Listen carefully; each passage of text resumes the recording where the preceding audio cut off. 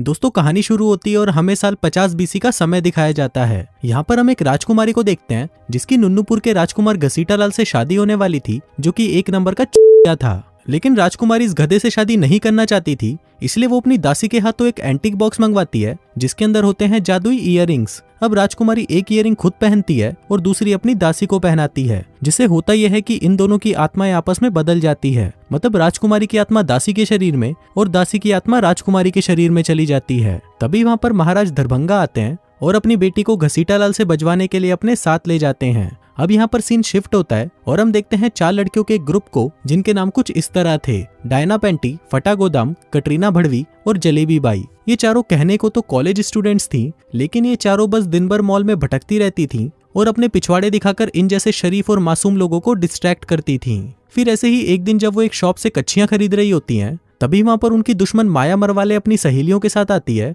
और डायना पेंटी का मजाक उड़ाने लगती है। लेकिन तभी इसका बदला लेने के लिए डायना वहां पर पड़ी हुई एक कच्छी उठाती है और उसे चुपके से माया मरवाले के बैग में डाल देती है। जिसके बाद जब माया मरवाले वहां से बाहर जाती है, तभी दुकान का सायरन बजता है और 2 सिक्योरिटी गार्ड्स आकर उसे दबोच लेते हैं। फिर जब वो सभी वहां से जाने लगते हैं, तभी डायना पेंटी को वहां पर एक एंटीक शॉप दिखाई देती है और वो सभी एंटीक्स खरीदने के लिए वहां पर चले जाते हैं। अब वहां पर सामान देखते वक्त डायना की नजर एक एंटीक बॉक्स पर पड़ती है और ये वही बॉक्स था जिसके अंदर वो जादुई इयररिंग्स थी। डायना उस बॉक्स को खोलकर देखती है और उसे वो इयररिंग्स बहुत पसंद आती हैं। वो उसे खरीदना चाहती थी, लेकिन दुकान की मालकिन कालिंगा उसे मना कर देती है और कहती है कि ये बेचने के लिए नहीं है। लेकिन अब डायना को तो वो इयररिंग्स चाहिए ही थे, इसलिए वो चुपके से उस बॉक्स में से इयररिंग्स निकाल लेती है और उसकी जगह उसमें दूसरे इयररिंग्स डाल देती है।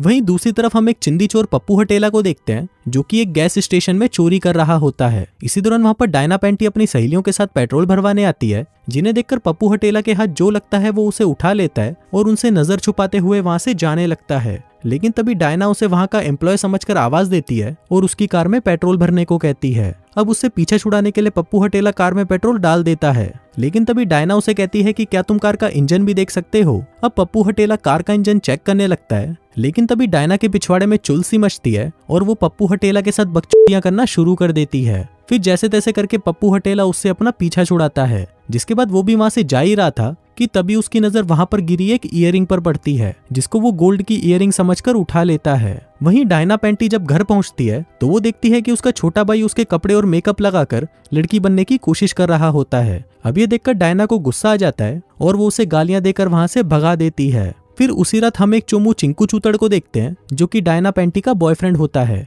वो उसे बाहर खड़ा गंदे गंदे इशारे करता है और नीचे आने को कहता है। फिर नीचे आने के बाद वो डायना पेंटी से कहता है कि जब भी तुम मुझे हाथ लगाती हो, मेरा बाबूराव खड़ा होकर सलामी देने लगता है, इसलिए मैं चाहता हूँ कि इस वीकेंड हम दोनों पलंग तोड़ मजदूरी करें। लेकिन डायना उसे मना कर देती है और कहती है कि मैं तुम्हारे साथ मजदूरी नहीं कर सकती, क्योंकि मैं चाहती हूँ कि जब भी हम दोनों मजदूरी करें वो मूवमेंट बिल्कुल परफेक्ट हो। अब ये सुनकर चिंकू चूतड़ उदास हो जाता है और सोचता है कि आज रात को भी हिलाकर ही सोना पड़ेगा। वहीं दूसरी तरफ हम पप्पू हटेला को देखते हैं जो कि अपनी चुराई हुई चीजों को चेक कर रहा होता है। उधर घर पर जब डायना पेंटी फटे गोदाम से बात कर रही थी, तभी हम देखते हैं कि उसने वो एक इयररिंग अपने कान में पहन रखी थी। उधर पप्पू हटेला भी उस इयररिंग को निकालकर अपने कान में पहन लेता है और खुद को देखकर छूतियों की तरह हंसने लगता है। इसके बाद वो दोनों सो जाते हैं और उनके साथ भी वही होता है जो कहानी की शुरुआत में उस राजकुमारी के साथ हुआ था। फिर अगली सुबह हम देखते हैं कि जब डायना पेंटी सोकर उठती है तो वो पप्पू हटेला बन चुकी होती है। मतलब उसकी आत्मा पप्पू हटेला के शरीर में आ चुकी थी। वो सोकर उठती है और मूतने के लिए बाथरूम जाती है,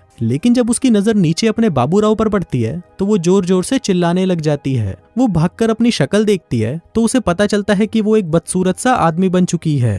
अब वो ये बात बताने के लिए फटे गोदाम को फोन करती है, लेकिन वहीं फटे गोदाम का फोन स्विच ऑफ होता है। अब डायना को पहनने के लिए कपड़े चाहिए थे, इसलिए वो चुपके से अपने बाप के कमरे में जाती है और उनके कपड़े चुराकर वहां से भाग जाती है। वहीं दूसरी तरफ हम पप्पू हटेला को देखते हैं जिसकी आत्मा अब डायना पेंटी के शरीर में आ चुकी थी। वो भी सोकर उठता है और मूतने के लिए बाथरूम में जाता है, लेकिन तभी उसे पता चलता है कि अब उसके बाबूराव की जगह उसके पास सिर्फ एक छेद है। इसके बाद डायना पेंटी अपनी फ्रेंड फटे गोदाम को फोन करती है और उसे उसी वक्त बाहर स्टेडियम में आने को कहती है। फिर जब फटा गोदाम बाहर उसका वेट कर रही होती है, तभी वहां पर डायना पेंटी आती है जो कि अब एक आदमी बन चुका था। वो उसे समझाने की कोशिश करती है कि मैं ही तुम्हारी कच्ची में कच्ची वाली दोस्त डायना हूँ, लेकिन फटा गोदाम उस पर विश्वास नहीं करती और उसके मुंह पर स्प्रे करके उसे नीचे गिरा देती है। अब फटा गोदाम वहां से जाने लगती है, लेकिन तभी डायना एक सड़ी हुई कविता सुनाती है जो वो दोनों बचपन में साथ में गाते थे। अब ये देखकर फटे गोदाम को उस पर यकीन तो हो जाता है, लेकिन वो हैरान थी कि उसकी बेस्ट फ्रेंड एक आदमी बन चुकी थी। फिर वो उसे अपने घर की चाबी देती है और उसे वहां पर वेट करने को कहती है।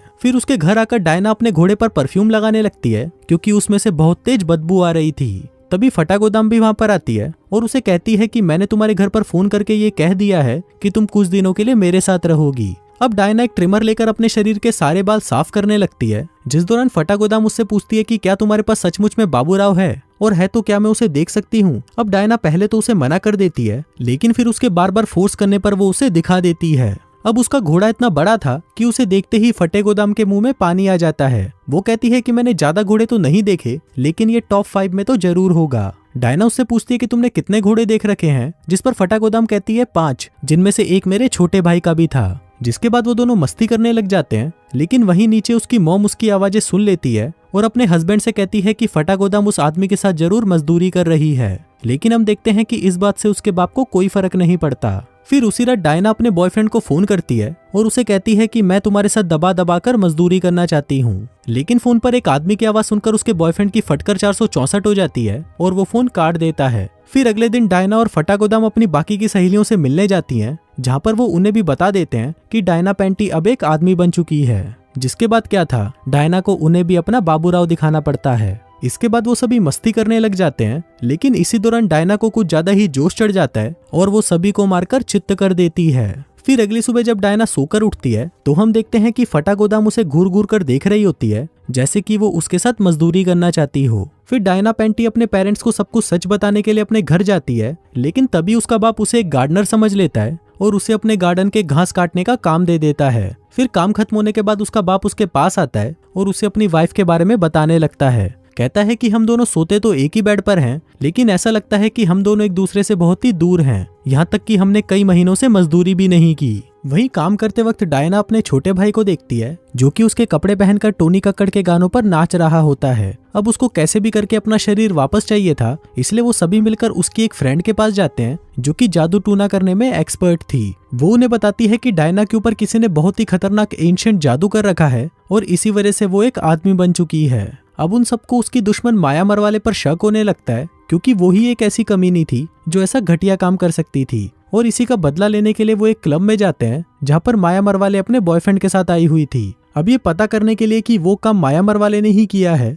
उन्हें उसकी पीठ पर लगा एक टैटू देखना था। अब डायना पेंटी उसके सारे कपड़े फाड़ देती है, लेकिन उसे वो टैटू कहीं दिखाई नहीं देता, जिससे अब ये साफ हो चुका था कि ये काम करने वाला कोई और ही है। इसके बाद डायना को जोर का मूत लग जाता है, तो वो मूतने के लिए बॉयज वॉशरूम में चली जाती है। अब वहाँ पर खड़े होकर मूतने का सिस्टम बना हुआ था और उसे पता नहीं था कि खड़े होकर कैसे मूतना है, इसलिए वो अपनी धार को इधर उधर चलाने लगती है। लेकिन तभी वहाँ पर एक कालिया खड़ा होता है, जो उसे बताता है कि तुम एक चीज पर निशाना लगाओ और वहीं पर अपनी धार चलाओ, और हाँ, होने के बाद अपने पप्पू को 3 बार हिलाना मत भूलना। अब कालिये का ये आइडिया काम कर जाता है और डायना अच्छे से मूत पाती है, जिससे खुश होकर वो कालिये को पप्पी देकर वहाँ से चली जाती है। फिर अगले दिन हम देखते हैं कि डायना पेंटी स्कूल आ जाती है और यहाँ पर झाड़ू लगाने वाले का जॉब ज्वाइन कर लेती है, क्योंकि वो यहाँ पर अपने बॉयफ्रेंड पर नजर रखना चाहती थी कि कहीं वो उसे छोड़कर किसी और के साथ मजदूरी ना कर ले। वहीं दूसरी तरफ हम पप्पू हटेला को देखते हैं, जिसके पीरियड शुरू हो गए थे, तो वो दुकान में जाकर पैड्स खरीद लाता है। उधर स्कूल खत्म होने के बाद घर पर जब डायना अपने बाप के साथ बास्केटबॉल खेल रही होती है, तो उसका भाई उसे देखने लगता है और उसके मूव्स देखकर वो समझ जाता है कि ये उसकी बहन ही है। फिर रात को वो सभी फिर से अपनी जादू टोने वाली फ्रेंड के घर जाते हैं,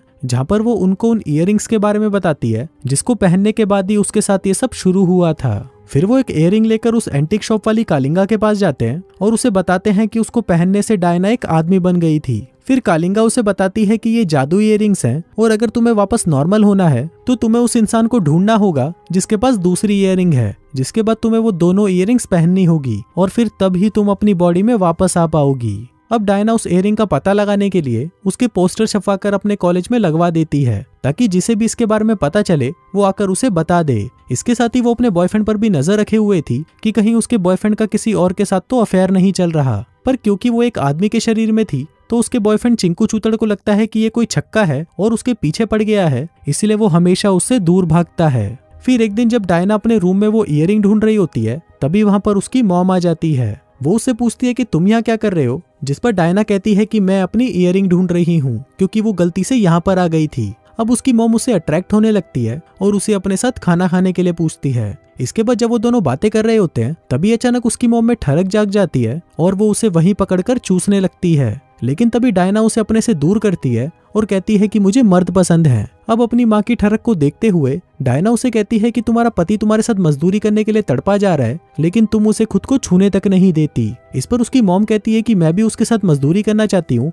लेकिन वो मुझे छूने नहीं देता। तभी डायना उसे कहती है कि चलो आज हम तुम्हारी झांटे साफ करते हैं ताकि आज रात तुम अपने पति से दबाकर बजवा सको। जिसके बाद वो दोनों सीधा बाथरूम में चले जाते हैं। फिर कुछ देर बाद वहाँ पर उसका पति आता है और जब वो बाथरूम में अपनी पत्नी को डायना के साथ देखता है तो वो बहुत ज्यादा गुस्सा होता है और डायना को वहां से भगा देता है। जिसके बाद वो अपनी पत्नी के पास आता है और उसके साथ दबाकर मजदूरी करने लगता है। वहीं दूसरी तरफ हम डायना के बॉयफ्रेंड को देखते हैं जो कि उसकी यादों में देवदास बनकर दुख भरे गाने सुन रहा था। इसी दौरान सड़क पर उसकी नजर डायना पर पड़ती है जो कि अब एक छिनाल बन चुकी थी। उसका बॉयफ्रेंड जल्दी से उसके पास आता है और उसे कहता है कि मैं तुम्हें बहुत मिस कर रहा था। तभी पप्पू हटेला उससे पूछता है कि तुम्हारे पास कितने पैसे हैं। वो कहता है कि होंगे $40। जिसके बाद वो उससे पैसे छीन लेता है और उसकी कार लेकर वहां से भाग जाता है। फिर अगली सुबह जब डायना की एक मोटी फ्रेंड टीवी पर न्यूज देख रही होती है तभी उसमें बताया जाता है कि एक लड़की हुत का लालच देकर आदमियों से पैसे ले लेती है, जिसके बाद वो उन्हें पीट कर वहां से चली जाती है। और वो लड़की और कोई नहीं बल्कि पप्पू हटेला ही था।